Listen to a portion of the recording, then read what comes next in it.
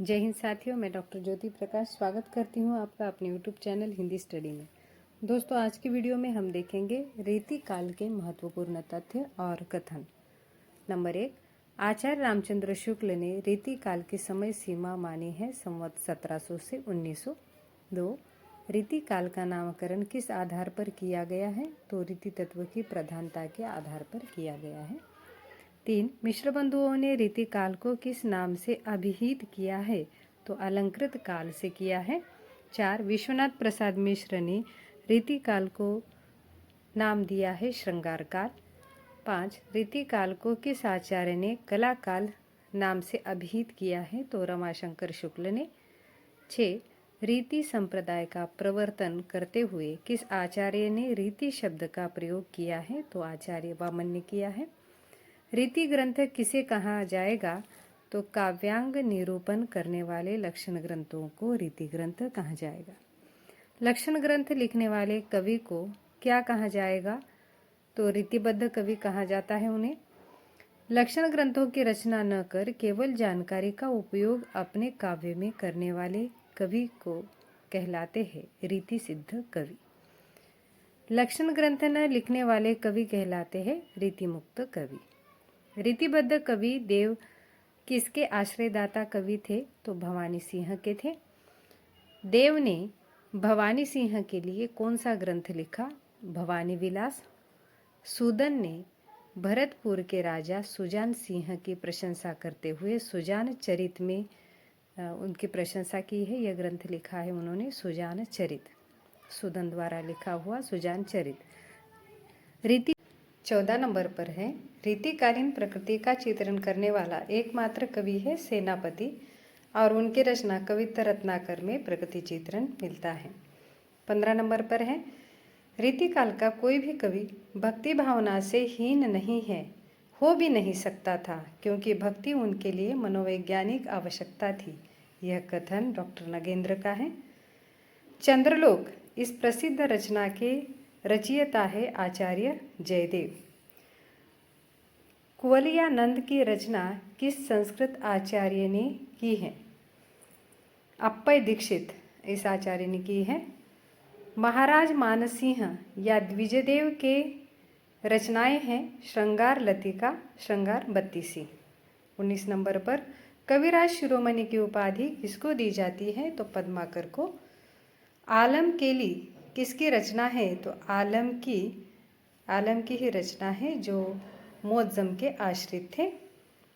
ठाकुर ठसक ठाकुर शतक के रचयिता है ठाकुर।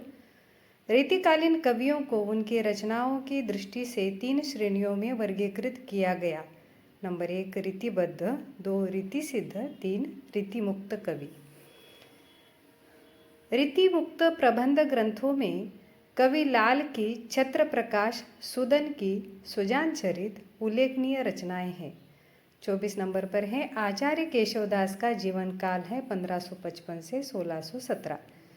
आचार्य केशव की रचनाएं हैं रसिक प्रिया 1591, कवि प्रिया 1601, रामचंद्रिका 1601। उसके बाद अन्य रचनाएं हैं विज्ञान गीता, जहांगीर जस चंद्रिका, वीर सिंह देव चरित, रतन बावनी, छंदमाला, नखशिख आदि। ये सब केशव की रचनाएं हैं आचार्य केशव की। आचार्य केशव वीर सिंह देव के आश्रयदाता कवि थे। केशवदास की छंदमाला 2 प्रभागों में विभक्त है। पहले प्रभाग में 77 वर्ण वृत्तों तथा दूसरे प्रभाग में 26 मात्रा वृत्तों को उदाहरण सहित प्रस्तुत किया है। केशव को कठिन काव्य का प्रेत तथा हृदयहीन कवि किसने कहा? तो यह कथन आचार्य रामचंद्र शुक्ल का है। उन्होंने केशव को कठिन काव्य का प्रेत और हृदयहीन कवि कहा है। केशव की भाषा संस्कृतनिष्ठ हिंदी है, जिसमें बुंदेली, अवधी और अरबी फारसी शब्दों का समावेश प्रचुर मात्रा में आया है। 19 नंबर पर बिहारी का जीवन काल है 1595 से लेकर 1633। बिहारी सतसई में कुल कितने दोहों का संकलन है? तो 713 दोहों का संकलन है। बिहारी सतसई में भक्ति भावना से संबंधित कितने दोहे हैं? तो 70 दोहे हैं बिहारी सतसई में भक्ति भावना पर लिखे गए। बिहारी का विरह वर्णन मजाक की हद तक पहुंच गया है, यह आचार्य रामचंद्र शुक्ल का कथन है। भूषण का जीवन काल है 1613 से 1715 तक। भूषण की रचनाएं हैं शिवराज भूषण, शिवा बावनी, छत्रसाल दशक, भूषण हजारा, भूषण उल्लास आदि। 35 भूषण कृत शिवराज भूषण में 358 पद संकलित हैं। भूषण कृत शिवा बावनी में 52 कवित्वों में शिवाजी के शौर्य और पराक्रम की गाथा है। भूषण के शिवराज भूषण इस ग्रंथ में 105 अलंकारों का विवेचन किया गया है। रीतिमुक्त कवि घनानंद का जीवन काल है 1698 से 1739 तक।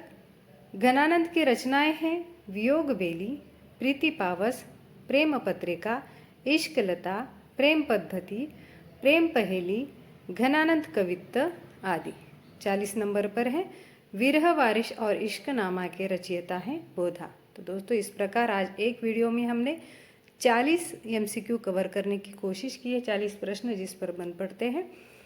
ये वीडियो आपके लिए इसलिए बहुत काम का है। दोस्तों को लाइक करने के लिए कहिए, शेयर कीजिए और जिन्होंने चैनल को सब्सक्राइब नहीं किया है वो चैनल को सब्सक्राइब करें। फिर मिलेंगे अगले वीडियो में, तब तक के लिए जय हिंद।